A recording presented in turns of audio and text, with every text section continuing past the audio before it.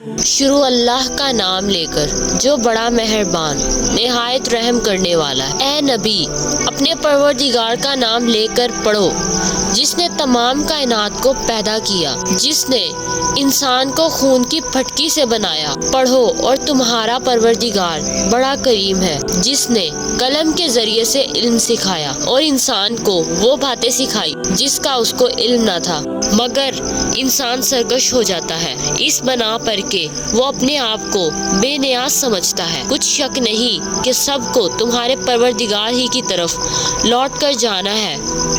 کیا تم نے اس شخص کو نہیں دیکھا جو منع کرتا ہے ایک بندے کو جب وہ نماز پڑھنے لگتا ہے، بھلا دیکھو تو اگر یہ راہ راست پر ہو یا پرہیزگاری کا حکم کرے تو منع کرنا کیسا، تو اس کا انجام کیا ہوگا؟ ذرا دیکھو تو اگر اس نے دین حق کو جھٹلایا اور اس سے منہ موڑا، کیا اس کو معلوم نہیں کہ اللہ دیکھ رہا ہے؟ دیکھو اگر وہ باز نہ آئے گا تو ہم اس کی پیشانی کے بال پکڑ کر گھسیٹیں گے، یعنی اس جھوٹے خطا کار کی پیشانی کے بال، یا تو وہ اپنے یاران مجلس کو بلا لے، ہم بھی دوزخ کے فرشتوں کو بلا لیں گے۔